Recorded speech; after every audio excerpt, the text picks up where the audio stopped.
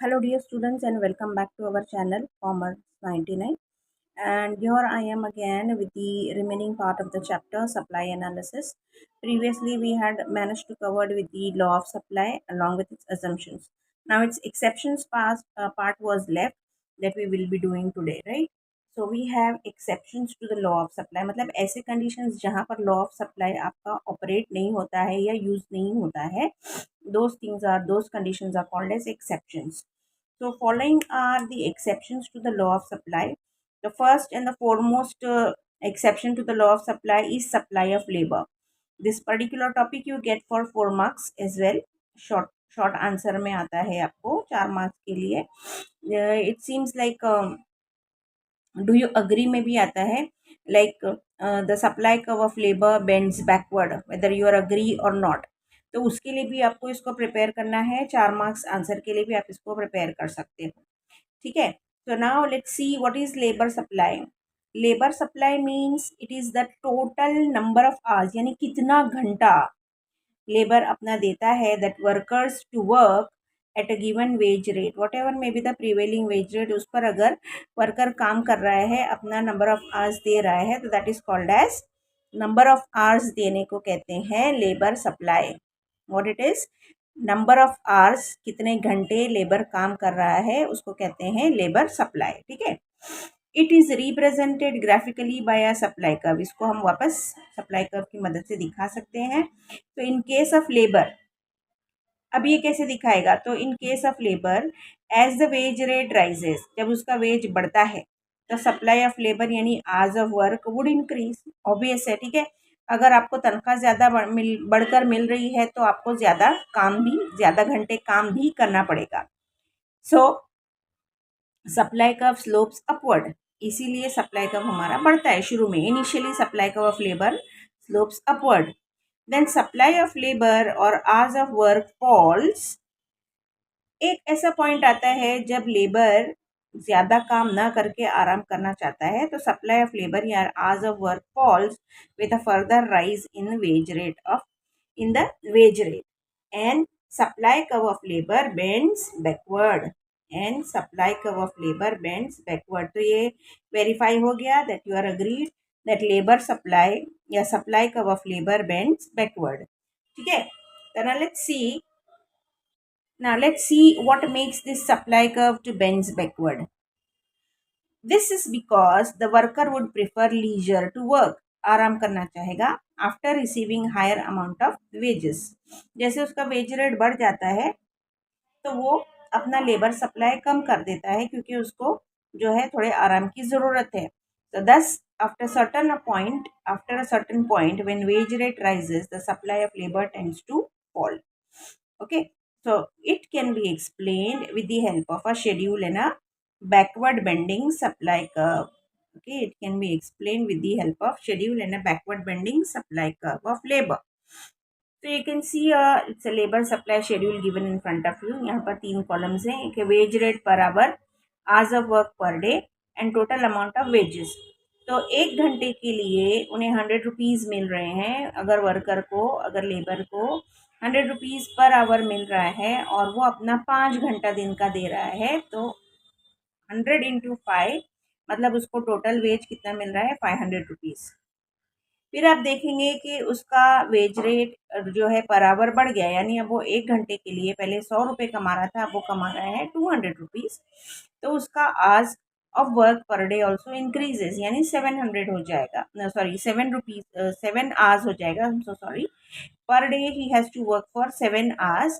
तो 7 × 200 will give him 1400 rupees per day as a amount of wage. ठीक है. फिर with a further increase in wage rate per hour, 1 घंटे के लिए उसको कितना मिल रहा है? 300 रुपीज़. तो अब ये क्या करेगा? अपना लेबर सप्लाई जो है वो थोड़ा कम कर देगा. यानी पहले वो 7 घंटे काम कर रहा था, वो 6 घंटे काम करेगा क्योंकि उसका वेज रेट जो है बढ़ गया है. ठीक है. तो अब वो क्या करेगा? 1 घंटा आराम करेगा. he would prefer leisure in place of work. ठीक है. तो he will do his work only for 6 hours per day, and by doing so he is earning 300 × 6. कितना वेज उसका मिल रहा है उसको? 1800 रुपीज़. तो you can see an increasing trend in his wage rate, ठीक है। 500 से हो गया 1400, 1400 से हो गया 1800। आवर्स ऑफ वर्क की अगर हम बात करें, hours of work per day अगर हम बात करें, तो पहले वो 5 आवर्स काम कर रहा था, फिर 7 आवर्स, फिर उसने देखा कि 300 पर मुझे 6 घंटे काम करके पहले से ज़्यादा कमा रहा हूँ, तो what he will do, he will prefer leisure in place of work, ठीक है। तो you can see that there is supply जो है लेबर का 7 घंटे से 6 आवर्स हो गया, यानी कम हो गया। तो अब इसको हम यहाँ पर लेबर सप्लाई के ऊपर आप देख सकते हो, wage rate on the Y axis and supply of labour on the X axis. Wages जो है आपके 100, 200, 300 दिया है, and hours of work 5 hours, 6 hours and 7 hours जो दिया है आपको, ठीक है। तो 100 रुपीज़ पर वो कितना दे रहा था, 5 आवर्स, ओके। देन 200 रुपीज़ पर ही वॉज गिविंग 7 आवर्स, यहाँ पर आ रहे, ठीक है, A point A S A. And then 300 rupees पर उसने अपना सप्लाई थोड़ा कम कर दिया, अपना सप्लाई ऑफ लेबर थोड़ा कम कर दिया, that is he has turn back to 6 hours per day. तो इसके लिए जब हम ये तीनों पॉइंट्स को मिलाएंगे, एस ए एस वन को, तो आपको आपके पास backward bending supply curve of labour मिलेगा, ठीक है। एस ए पर जो है सप्लाई कर्व इंक्रीज हो रहा है, और ए एस जो है वो उसका लीजर टाइम है, ये 1 घंटा वो आराम कर रहा है और 6 घंटा ही काम कर रहा है, ठीक है। तो this is how your supply curve of labour bends backward. तो इसको आप अपने वर्ड्स में भी एक्सप्लेन कर सकते हो for making it more precise. We have second exception to the law of supply, that is agricultural goods. Agricultural commodities ऐसी होती हैं जिनको आप ज़्यादा दिन तक स्टोर करके नहीं रख सकते, ठीक है। एग्रीकल्चरल गुड्स ऐसे होते हैं कि जिन्हें आप ज़्यादा दिन तक जो है स्टोर करके नहीं रख सकते हो। उसके अलावा उनकी सप्लाई किस चीज़ पर डिपेंड होती है। The law of supply does not apply to agricultural goods as they are produced in a specific season, ठीक है। मोस्ट इम्पॉर्टेंट कंडीशन क्या है कि वो मानसून में ही, स्पेसिफिक सीजन में ही जो है पर्टिकुलर कमोडिटी या पर्टिकुलर गुड्स जो है बनाई जाती है या पैदा की जाती है। And the production depends on whether conditions, ठीक। अच्छा अगर वेदर कंडीशन है तो अच्छा जो है प्रोडक्शन होगा और उसकी सप्लाई भी अच्छी होगी। This is due to unfavourable changes in weather.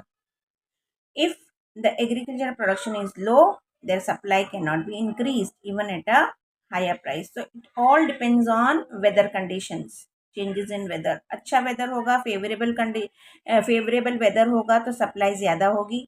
Unfavourable weather है, क्लाइमेटिक कंडीशन है, तो सप्लाई कम होती है, ठीक है। Then third exception is urgent need for cash.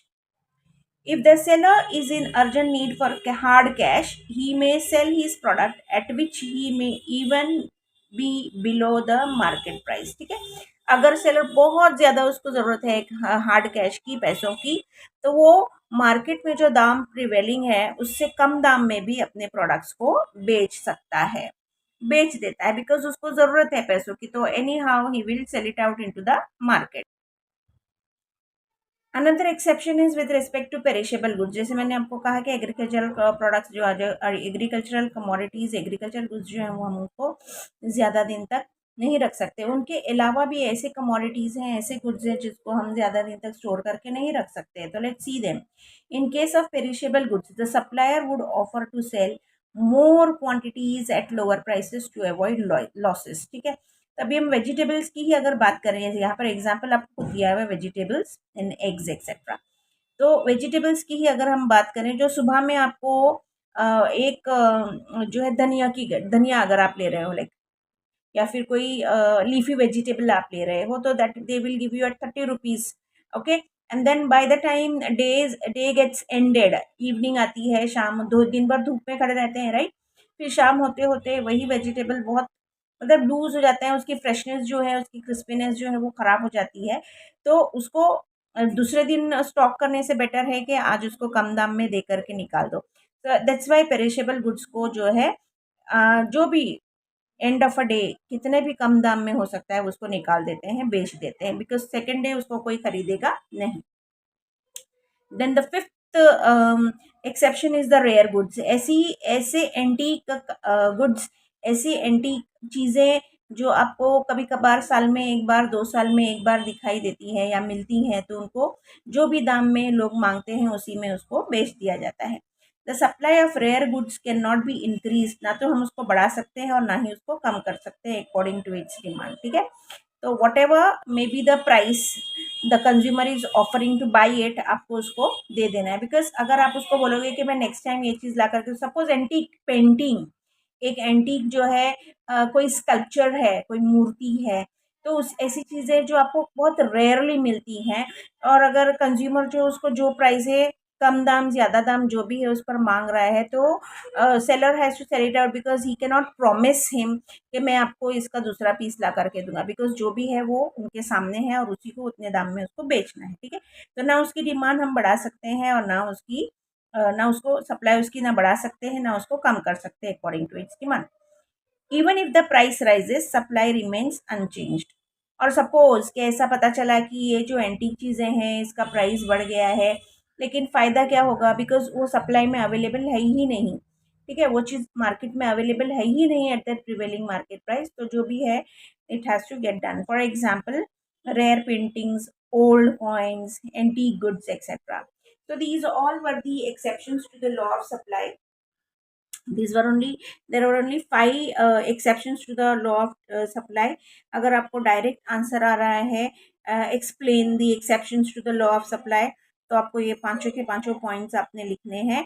थोड़ा सा प्रेजेंटेशन आपने एनहांस करना है, लाइक आपको वहाँ पर उस चीज़ को जो है फ्लो चार्ट में ये 5 पॉइंट्स को लिखना है।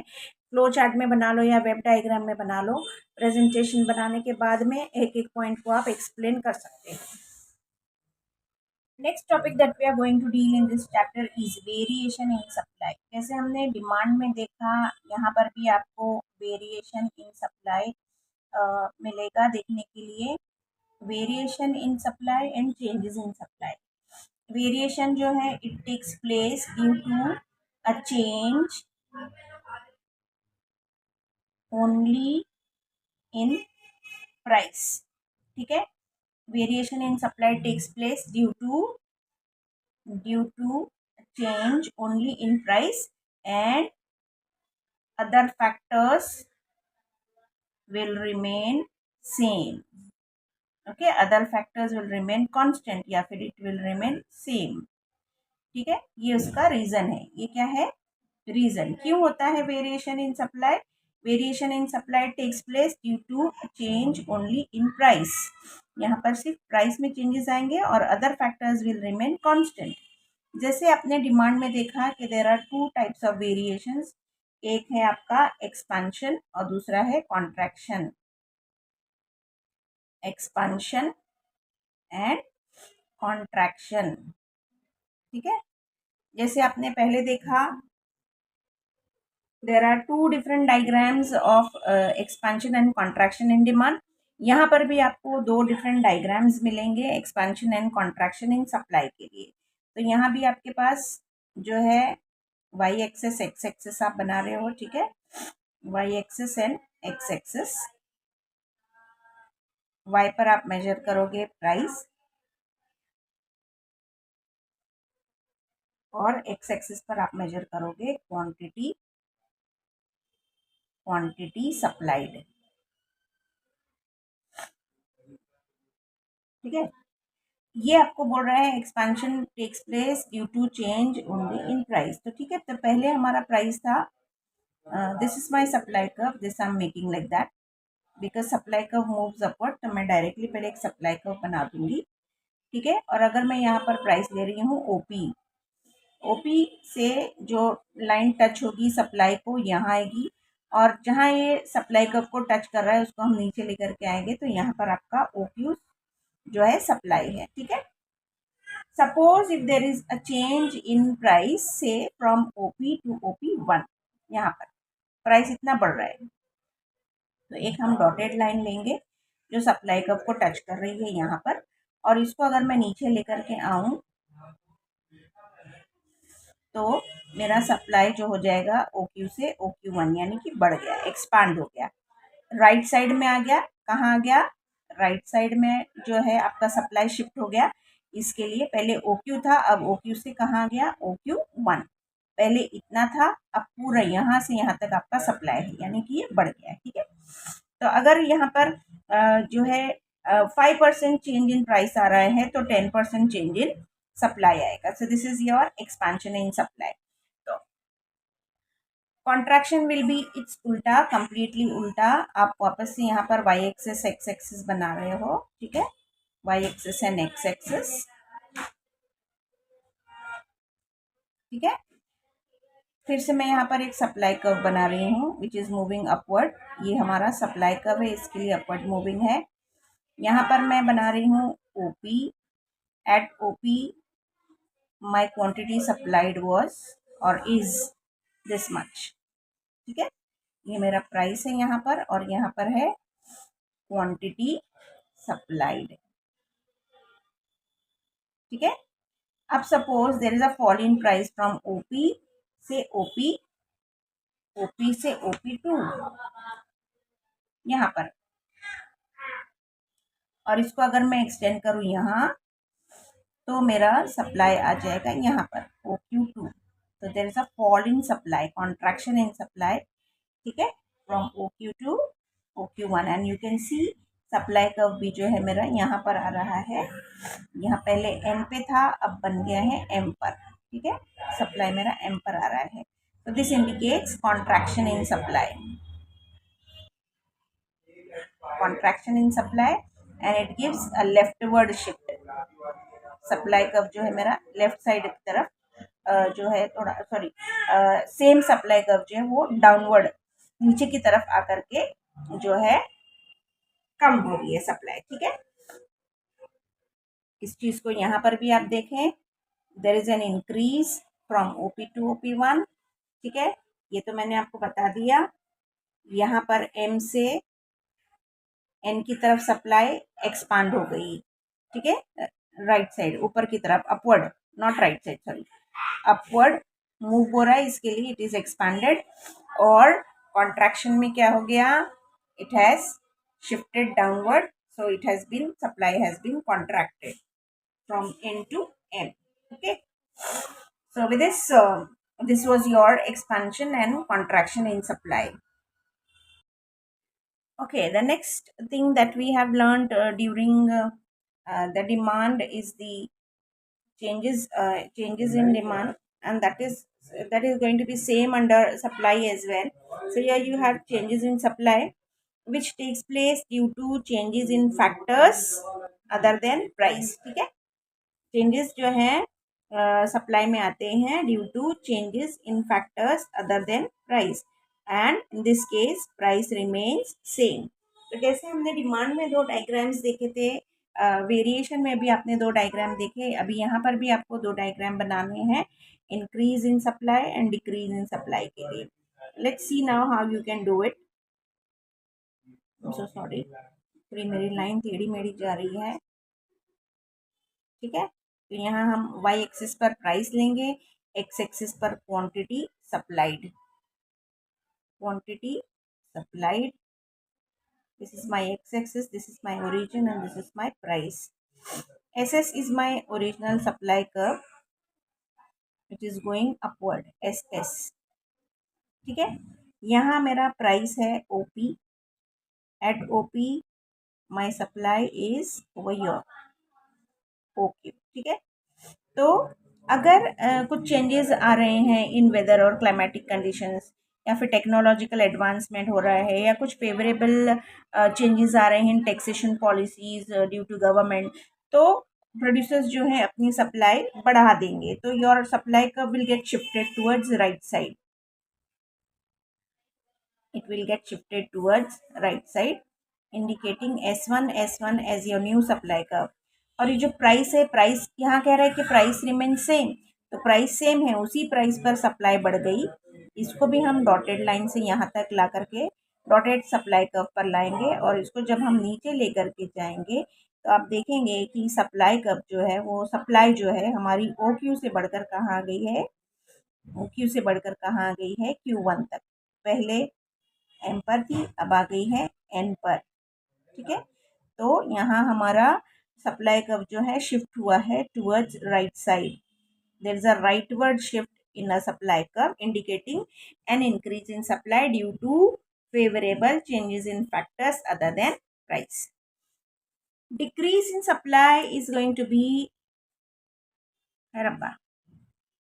Decrease in supply is going to be उसका एग्जैक्टली उल्टा, लाइक आप यहाँ पर फिर से वाई एक्सिस एक्स एक्सिस बनाओगे, जहाँ आपका सप्लाई कर्व जो है लेफ्ट साइड में शिफ्ट हो जाएगा, राइट साइड के बदले में लेफ्ट हैंड साइड पर शिफ्ट हो जाएगा। ये हमारा वाई है, ये हमारा एक्स है, ये क्यू ओ, और यहाँ पर है आपकी quantity supplied. This is my original supply curve S S, ठीक है, और ये मेरा ओरिजिनल प्राइस है OP, because it is assume, it is said that changes में प्राइस रिमेन्स सेम, ठीक है। तो ये ओ क्यू जो है आपकी ओरिजिनल क्वांटिटी सप्लाइड है।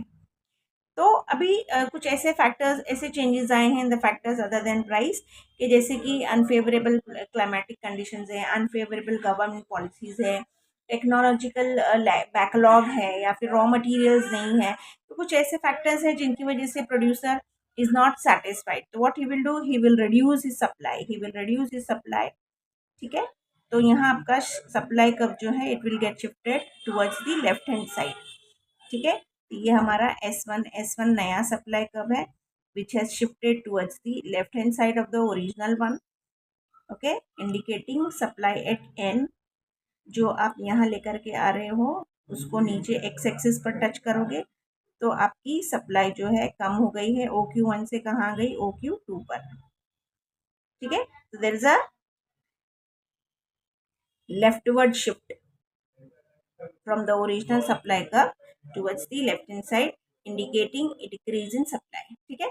तो ये आपको चारों पॉइंट्स जो है आपको, ये आपको चारों डायग्राम जो है 8 मार्क्स के लिए आ सकते हैं, ओके, 8 मार्क्स के लिए।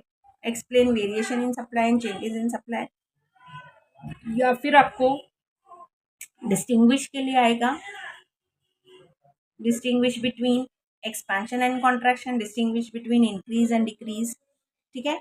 या फिर आपको आइडेंटिफाई एंड एक्सप्लेन के लिए भी आ सकता है, या फिर आपको एक्टिविटी बेस्ड क्वेश्चन में भी आ सकता है फॉर 4 मार्क्स।